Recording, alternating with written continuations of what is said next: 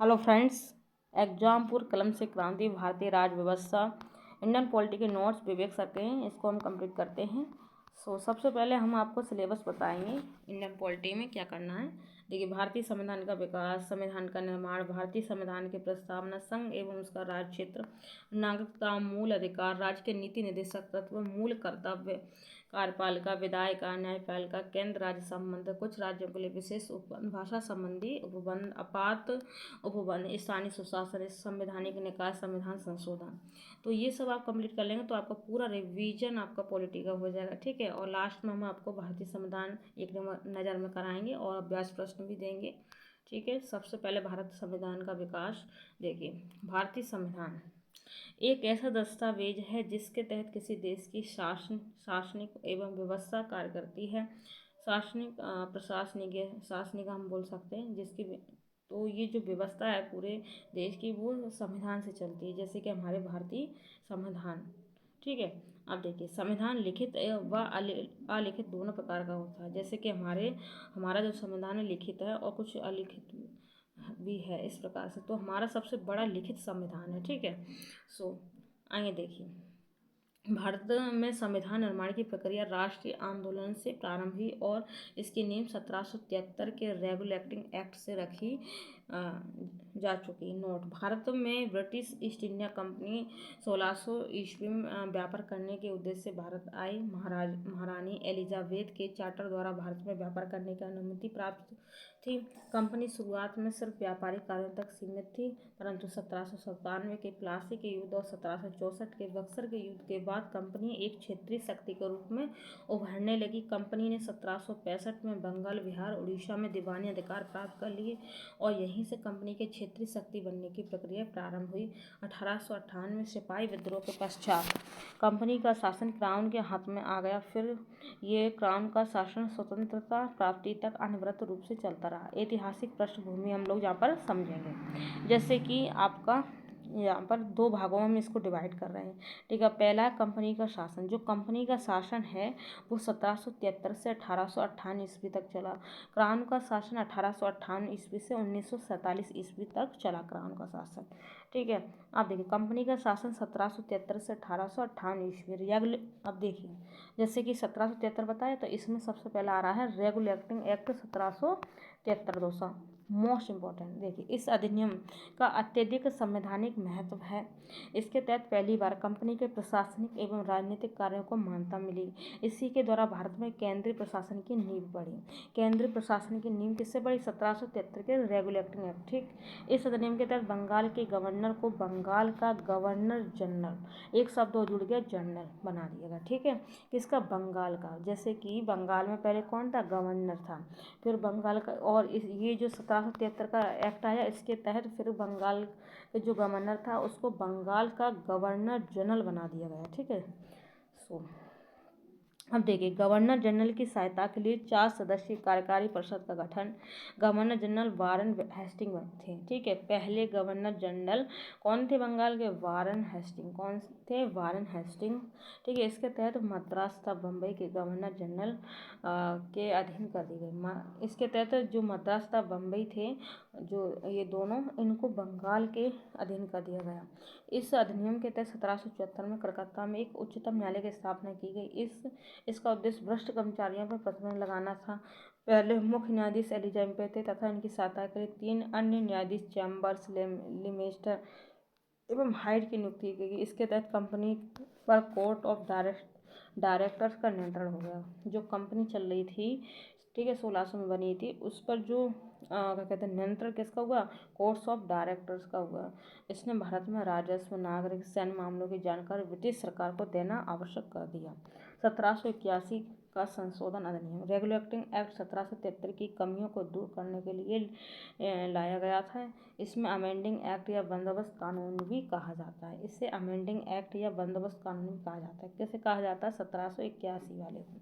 इस अधिनियम के तहत गवर्नर जनरल तथा उसकी काउंसिल को न्यायालय के क्षेत्राधिकार से क्या कर दिया? मुक्त कर दिया गया। न्यायालय के क्षेत्राधिकार से मुक्त कर दिया गया। किस एक्ट के तहत? 1781 के तहत। कंपनी के सेवकों को भी न्यायालय के अधिकार क्षेत्र से मुक्त कर दिया गया। इस कानून द्वारा कलकत्ता के सभी निवासियों को उच्चतम न्यायालय का अधीन कर दिया गया। इसमें कहा गया कि न्यायालय हिंदुओं के कानून के हिसाब से हिंदुओं को तथा मुस्लिमों के कानून के हिसाब से मुस्लिम को के मामले तय करें। बंगाल जुडिशियल एक्ट बना इसमें, ठीक है। इस अधिनियम को एडमंड वर्क की सिफारिश पर लाया गया है, इसलिए इसे एडमंड वर्क अधिनियम भी कहा जाता है। इम्पोर्टेंट है, इसे नोट करना। 1784 ईस्ट इंडिया एक्ट। इस कानून के तहत कंपनी के राजनीतिक एवं वाणिज्यिक कार्यों को पृथक कर दिया गया। इस कानून के तहत कंपनी के व्यापारिक मामलों के अधीक्षण की अनुमति एवं निदेशक मंडल को दी गई, जबकि राजनीतिक मामलों का प्रबंधन एक नियंत्रण बोर्ड के द्वारा किया गया था। इस प्रकार भारत में द्विज शासन की व्यवस्था प्रारंभ हुई। नियंत्रण बोर्ड को यह शक्ति थी कि ब्रिटिश नियंत्रित भारत में सभी नागरिक सरकार व राजस्व गतिविधियों का नियंत्रण करें। इस कानून के तहत पहली बार कंपनी के आधिपत्य क्षेत्र को ब्रिटिश आधिपत्य क्षेत्र कहा गया। इस कानून के द्वारा ब्रिटिश सरकार को कंपनी के कार्य और प्रशासन पर पूर्ण नियंत्रण प्राप्त हुआ। 1786 का अधिनियम देखिए। 1786 में लॉर्ड कॉर्नवालिस को बंगाल का गवर्नर जनरल नियुक्त किया गया। 1786 में लॉर्ड कॉर्नवालिस को बंगाल का गवर्नर जनरल नियुक्त किया गया। कॉर्नवालिस ने यह पद स्वीकार करने से पहले मांग रखी कि उसे सेनापति का पद दिया जाए। उसकी मांग को क्या करा गया? स्वीकार किया गया। Lord Cornwallis commander in chief सेनापति बनने वाला पहला गवर्नर जनरल था। इस अधिनियम के तहत विशेष व्यवस्था की गई कि अब गवर्नर जनरल अपनी काउंसिल के निर्णय को रद्द या लागू कर सकता है। 1793 का चार्टर एक्ट देखिए। इस अधिनियम के द्वारा जो शक्तियां लॉर्ड कॉर्नवालिस को दी गई थी वे सभी भविष्य में बनने वाले सभी गवर्नर जनरल के लिए क्या कर दी? प्रस्तावित कर दी गई थी। इस अधिनियम द्वारा गवर्नर जनरल को बम्बई एवं मद्रास प्रेसिडेंसी के ऊपर नियंत्रण की शक्ति प्रदान की गई। इस अधिनियम द्वारा कंपनी को व्यापार के एकाधिकार को 20 वर्षों के लिए बढ़ा दिया गया। इस अधिनियम में व्यवस्था की गई कि नियंत्रण मंडल के सदस्य एवं कर्मचारियों का वेतन भारतीय राजस्व से दिया जाए। ये भी इम्पोर्टेंट है याद करना। 1813 का चार्टर एक्ट। इस कानून ने भारत में कंपनी के व्यापारिक अधिकार को समाप्त कर दिया, यानी अब भारतीय व्यापार को सभी ब्रिटिश के लिए खोल दिया गया। सिर्फ चाय के व्यापार और चीन में कंपनी के एकाधिकार को बनाए रखा। इस अधिनियम द्वारा भारत में कंपनी शासित क्षेत्र पर ब्रिटेन के राजा की प्रभुत्व को स्थापित किया गया। ईसाई मुस्लिमों के लिए भारत के दरवाजे खोल दिए गए। इस अधिनियम द्वारा ब्रिटिश इलाकों में पश्चिम शिक्षा के प्रसार को बढ़ावा दिया। इस अधिनियम के तहत भारत की स्थानीय सरकार को अपने व्यक्तियों पर कर लगाने के लिए अधिकार दिया गया। 1833 का चार्टर अधिनियम। इस अधिनियम के तहत बंगाल के गवर्नर जनरल को भारत का गवर्नर जनरल बना दिया गया। बंगाल के गवर्नर जनरल को भारत का गवर्नर जनरल बना दिया गया 1833 के चार्टर अधिनियम के तहत। 1833 के चार्टर अधिनियम के तहत, ठीक है। लॉर्ड विलियम बेंटिंक भारत के पहले गवर्नर जनरल थे। बम्बई तथा मद्रास के गवर्नर को विधायक संबंधी शक्तियों से वंचित कर दिया गया। भारत के गवर्नर जनरल को पूरे ब्रिटिश भारत में विधायक के सभी असीमित अधिकार प्रदान किए गए। इस अधिनियम के तहत आय को सैनिक अमल को व्यापारिक निकाय के रूप में की जाने वाली गतिविधि को समाप्त कर दिया गया, ठीक है। अब देखिए, अब आय को सैनिक अमल विशुद्ध रूप से प्रशासनिक निकाय बन गया। 1833 के एक्ट के तहत सिविल सेवा परीक्षा की खुली प्रतियोगिता कराने का प्रयास किया गया, ठीक है। बोर्ड ऑफ डायरेक्टर के विरोध के कारण इसे समाप्त कर दिया गया। भारत में दास प्रथा को गैर कानूनी घोषित कर दिया गया। गवर्नर जनरल को निर्देश दिया गया कि भारत में दास प्रथा के समाप्त करने के लिए उचित कदम उठाए गए, ठीक है। अब देखिए 1853 का चार्टर एक्ट। इस अधिनियम के तहत गवर्नर जनरल की परिषद के विधायी एवं प्रशासनिक कार्यों को अलग अलग कर दिया गया। गवर्नर जनरल के लिए एक नई परिषद का गठन किया गया जिसे भारतीय विधान परिषद कहा गया। परिषद की इस शाखा ने छोटी संसद की तरह कार्य किया। इस अधिनियम के तहत सिविल सेवकों के लिए खुली परीक्षाओं का आयोजन किया गया। सिविल सेवा अब भारतीयों के लिए खोल दी गई थी, ठीक है। इसके लिए 1854 में मेघालय समिति गठित हुई। इस अधिनियम के तहत पहली बार भारतीय केंद्रीय विधान परिषद में स्थानीय प्रतिनिधित्व प्रारंभ हुआ। गवर्नर जनरल की परिषद में 6 सदस्यों में 4 भारतीय प्रांतों में से थे, ठीक है। जैसे कि यहाँ पर कौन कौन सा था? बंगाल, बम्बई, मद्रास और आगरा भी था, ठीक है। अब देखिए ब्रिटिश राज का शासन। अभी तक हमने कम वो वाला देखा था कंपनी वाला, अब आ जाता है ब्रिटिश वाला 1858 से 1947।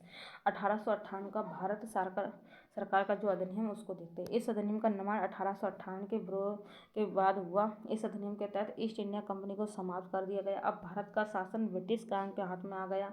इस अधिनियम के तहत गवर्नर जनरल का नाम बदलकर वायसराय कर दिया गया। ठीक है, गवर्नर जनरल था उसका नाम वायसराय हो गया था। लॉर्ड कैनिंग भारत के प्रथम वायसराय थे। लॉर्ड कैनिंग भारत के प्रथम वायसराय थे।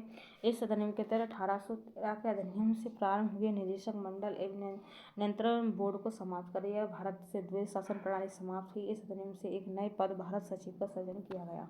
ठीक है, तो ये सचिव ब्रिटिश कैबिनेट का सदस्य था तथा ब्रिटिश संसद के प्रति उत्तरदायी था। सचिव की सहायता के लिए 15 सदस्यीय परिषद का गठन किया गया, जिसका अध्यक्ष भारत सचिव था। ये एक सलाहकार परिषद थी। अब देखिए 1861 का भारत परिषद अधिनियम। वायसराय को आपातकाल में बिना काउंसिल के संसदीय के अध्यादेश जारी करने की शक्ति प्राप्त हुई। ऐसे अध्यादेश की अवधि 6 माह होती थी। इस अधिनियम के तहत कानून निर्माण की प्रक्रिया में भारतीयों को भी शामिल किया गया। इस अधिनियम में प्रावधान था कि वायसराय कुछ भारतीयों को गैर सरकारी सदस्य के रूप में मनोनीत कर सकता है। 1862 में लॉर्ड कैनिंग ने 3 भारतीयों को क्या करा, मनोनीत किया। ठीक है, अब यहाँ पर देखिए 1862 में लॉर्ड कैनिंग ने 3 भारतीयों को मनोनीत किया। पहला है बनारस के राजा, पटियाला के महाराजा सर दिनकर राव को भी।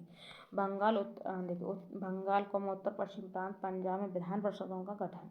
तो बंगाल में 1867 में, उत्तर पश्चिम प्रांत में 1866 में, पंजाब में 1897 में। ठीक है, ये सब याद रखना है। 1852 का भारत परिषद अधिनियम। इस अधिनियम के तहत केंद्रीय एवं प्रांतीय विधान परिषद में गैर सरकारी सदस्यों की संख्या बढ़ाई गई। हालांकि बहुमत सरकारी सदस्यों का ही रहता था। इस अधिनियम के तहत विधान परिषद में बजट पर बहस करने की शक्ति प्राप्त हुई। ठीक है, तो कौन सा वाला बताया मैंने आपको, बताया मैंने 1861 वाला अधिनियम के द्वारा हमें जो भारत के लोग हैं उनको जो संसद है उसमें बहस करने की अनुमति प्राप्त हुई, शक्ति प्राप्त हुई। ठीक है, 1909 का भारत परिषद अधिनियम। ठीक है, लॉर्ड मिंटो भारत के वायसराय तथा लॉर्ड माले इंग्लैंड में भारत सचिव थे। ठीक है, जो भारत सचिव है तो वो दूसरे देश में होता है, जैसे कि अभी जो इंग्लैंड में जो भारत के जो सचिव थे कौन थे, लॉर्ड माले थे। देखिए इसे माले मिंटो सुधार भी कहा जाता है। 1909 के जो अधिनियम है उसको माले मिंटो सुधार भी कहा जाता है। केंद्रीय परिषद में सदस्य संख्या 16 से 60 कर दी गई। ठीक है, इस एक्ट के तहत पहली बार भारतीयों को वायसराय और गवर्नर की कार्य परिषद के साथ एसोसिएशन बनाने का प्रावधान किया गया। सत्येंद्र प्रसाद सिन्हा वायसराय की कार्यपालिका के पहले भारतीय सदस्य बने। इन्हें विधि सदस्य बनाया गया। मुस्लिम समुदाय के लिए पृथक प्रतिनिधित्व का उपबंध किया गया। इस अधिनियम के तहत मुस्लिमों को सांप्रदायिक प्रतिनिधित्व दिया गया। लॉर्ड मिंटो को सांप्रदायिक निर्वाचन का जनक कहा जाता है। तो लॉर्ड मिंटो को सांप्रदायिक निर्वाचन का जनक कहा जाता है। भारत शासन अधिनियम 1919। मांटेगू भारत के राज्य सचिव तथा लॉर्ड चैम्सफोर्ड भारत के वायसराय थे। इसे मांटेगू चैम्सफोर्ड सुधार भी कहा जाता है। इस अधिनियम में मुस्लिम, सिखों, ठीक है, ईसाई, यूरोपियन, आंग्ल भारत के लिए पृथक निर्वाचन की व्यवस्था को बढ़ावा दिया गया था। ठीक है, इस अधिनियम के तहत पहली बार भारत में प्रत्यक्ष निर्वाचन प्रणाली लागू की गई। द्विसदनीय व्यवस्था की शुरुआत की गई। भारतीय विधान परिषद के स्थान पर राज्यसभा एवं लोकसभा का गठन हुआ। भारतीय कार्यों की देख रेख के लिए भारतीय उच्चायुक्त की नियुक्ति की गई। इस अधिनियम के तहत प्रांतीय विषयों को आरक्षित और हस्तांतरित में विभक्त कर दिया गया। इस तरह भारत में पुनः द्वैध शासन पद्धति शुरू हुई। इसके द्वारा एक लोक सेवा आयोग का गठन किया गया। 1926 में लोक सेवकों की भर्ती के लिए केंद्रीय लोक सेवा आयोग का गठन किया गया। ठीक है, तो ये भी इम्पोर्टेंट है। अब देखिए इस अधिनियम के द्वारा केंद्रीय बजट को राज्य के बजट से अलग कर दिया गया और राज्य विधानसभाओं को अपना बजट स्वयं बनाने के लिए अधिकृत किया गया। आरक्षित विषय, हस्तांतरित विषय। अब ये क्या चीज़ है, जैसे कि आरक्षित विषय में गवर्नर शासन करता था। केंद्रीय सूची के विषय में, जैसे कि केंद्रीय सूची में विदेशी मामले, सुरक्षा, डाकतार आदि ये सब आते हैं। और हस्तांतरित विषय जैसे कि गवर्नर शासन करता था, जिसमें निर्वाचित सदस्य होते हैं। प्रांतीय विषय इसमें शामिल, जैसे कि स्थानीय सुशासन व्यवस्था, शिक्षा, चिकित्सा, भूमि, जल, कृषि आदि, ये सब आपका इधर आ जाएगा हस्तांतरित विषय में। ठीक है, कार्यपालिका परिषद की सहायता के लिए ये 2 बनाए थे। भारत शासन अधिनियम 1935। देखिए अधिनियम 321 अधिनियम 321 अनुच्छेद है, ठीक है। तो 321 अनुच्छेद में अनुसूची कितनी है? 10। इस अधिनियम के तहत दिल्ली में एक संघीय न्यायालय की स्थापना की गई। इस अधिनियम के तहत संघीय सरकार की स्थापना की गई। केंद्र और प्रांतों में शक्तियों का विभाजन किया गया। केंद्र सूची में 59 विषय थे, राज्य सूची में 54 विषय थे और समवर्ती सूची में 36 विषय थे तब। तो प्रांत में द्वैध शासन व्यवस्था का अंत कर दिया गया। केंद्र में द्वैध शासन व्यवस्था शुरुआत की गई, ठीक है। इसने 11 राज्यों में से 6 द्विसंघीय व्यवस्था प्रारंभ हुई। बंगाल, बम्बई, मद्रास, बिहार, संयुक्त प्रांत और असम में द्विसदनीय व्यवस्था के अंतर्गत विधान परिषद विधानसभा का क्या हुआ? गठन किया गया था, ठीक है। इस अधिनियम ने दलित, महिला और मजदूर वर्ग के लिए अलग से निर्वाचनिक व्यवस्था कर सांप्रदायिक प्रतिनिधित्व प्रदान किया। इस अधिनियम के द्वारा 1858 में स्थापित भारत परिषद को समाप्त कर दिया। इसने मताधिकार का विस्तार करके 18% जनता को मत करने का अधिकार दिया। RBI की स्थापना केंद्रीय बैंक के रूप में की गई थी। भारतीय स्वतंत्रता अधिनियम 1947। लॉर्ड माउंटबेटन योजना के आधार पर भारत का विभाजन हुआ। 20 फरवरी 1947 को ब्रिटिश प्रधानमंत्री क्लाइमेट एटली ने घोषणा की कि 30 जून 1947 को भारत से ब्रिटिश शासन समाप्त हो जाएगा, ठीक है। तो कब? 30 जून 1947। इस घोषणा से मुस्लिम लीग ने आंदोलन किया तथा विभाजन की बात कही। 3 जून 1947 को लॉर्ड माउंटबेटन ने विभाजन की योजना पेश की। जिस कांग्रेस और मुस्लिम लीग द्वारा स्वीकार कर लिया गया। 15 अगस्त 1947 को भारत एक स्वतंत्र राष्ट्र बन गया। इस अधिनियम के तहत वायसराय का पद समाप्त कर दिया गया। इस अधिनियम के तहत ब्रिटेन में भारत सचिव का पद समाप्त कर दिया गया। इस अधिनियम ने शाही उपाधि भारत का सम्राट समाप्त कर दिया। इस अधिनियम के तहत भारत के राज सचिव, सिविल सेवा में नियुक्त करने पदों में आरक्षण की प्रणाली को समाप्त कर दिया। इस अधिनियम द्वारा भारत में ब्रिटिश शासन समाप्त कर दिया। 15 अगस्त 1947 को स्वतंत्र एवं संप्रभु राष्ट्र घोषित कर दिया गया। इस अधिनियम के द्वारा भारत को 2 स्वतंत्र और संप्रभु राष्ट्र भारत और पाकिस्तान में विभाजित कर दिया गया। भारत और पाकिस्तान में गवर्नर जनरल के पद का सृजन किया है, जिनकी नियुक्ति नए राष्ट्र की कैबिनेट की सिफारिश पर ब्रिटेन के शासक को करनी थी।